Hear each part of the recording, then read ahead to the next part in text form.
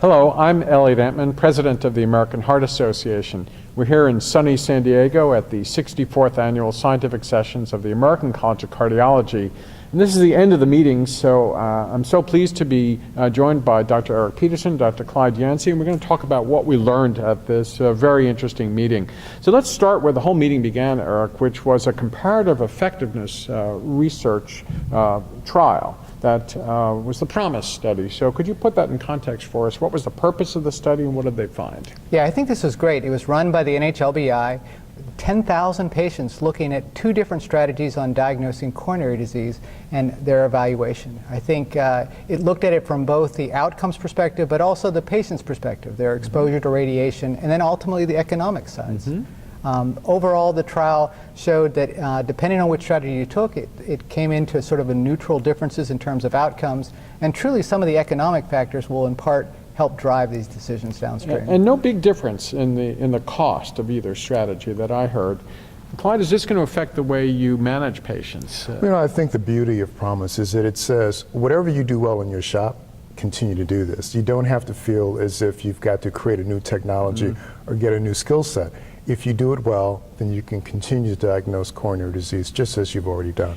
You know, one of the things that we wrote into the guidelines way back when we didn't have the kind of information like PROMISE provides was whatever is really best at your institution, that's the one you can rely on. Right. Because that's the information that's going to help you the most for caring for your individual patient. The other thing I think we haven't yet seen from PROMISE, it's still early, the results just came in before the meetings, but there'll be interesting subgroup analyses. I think depending on the pretest likelihood for disease, for example, there may be varying strategies that will end up turning out to be superior or inferior. And I would really like to see more cohort data from PROMISE, understanding issues about sex, gender, race, ethnicity. That would be very good. 50% women enrollment? Isn't that great? Yeah, that's great. Yeah. That's good. Now, Clyde, there were lots of reports about ways that we might be managing patients with chronic ischemic heart disease, perhaps differently in the future, long-term dual antiplatelet therapy, and some novel ways to actually dramatically lower cholesterol. What did you hear that excited you? So part of what I heard that really got me going was a validation of what I think are the most provocative results from the DAPT study. The fact that about half of the events that were prevented were essentially de novo coronary lesions that had nothing to do with previously intervened upon targets. And so the idea that we saw this again with dual antiplatelet therapy and chronic ischemic heart disease tells me that, you know what, it's reasonable as a practitioner to keep patients protected for as long as it's safe and feasible. So that was a really good take-home message from that. Long-term dual antiplatelet makes sense therapy to me now. Made sense to you. Now, how about PCSK9 inhibition, dramatic lowerings of cholesterol? Where do you see that at this point? So, you know, this is one of those things where you really have to temper your enthusiasm. All of us have been in the business long enough that we recognize the necessity to wait and to wait and to wait. But there's a part of us that says, is this the dawn of a new generation of interventions? The drop in LDL, so profound, 60% drop. LDL's down in the 40s, even down to 25. And what really got to me is that if you looked at OSLA 1 and OSLA 2 and then read the Odyssey long-term results, put everything together, the delta on cardiovascular events, none of these trials were a priori designed to look at events, but the delta was about a 50% or more reduction.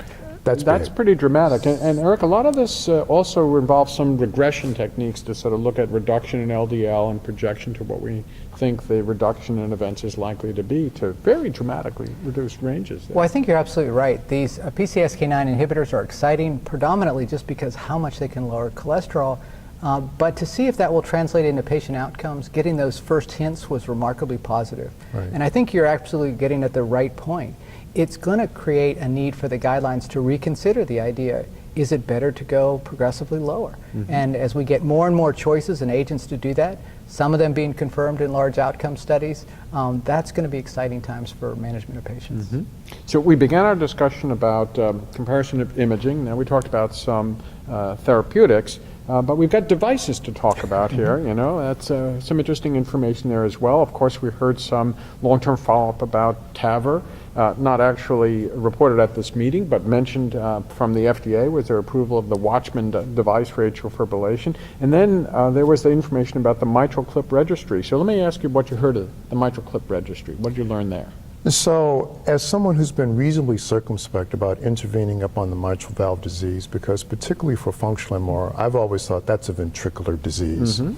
But it looks like, one, it can be done safely, only about a 7% real adverse event rate. That's not trivial, but in an older patient population, that's really important. Same-day discharge, again, in an older patient population, that's pretty important as well. But at least from an imaging standpoint, there was a reduction in mitral regurgitation.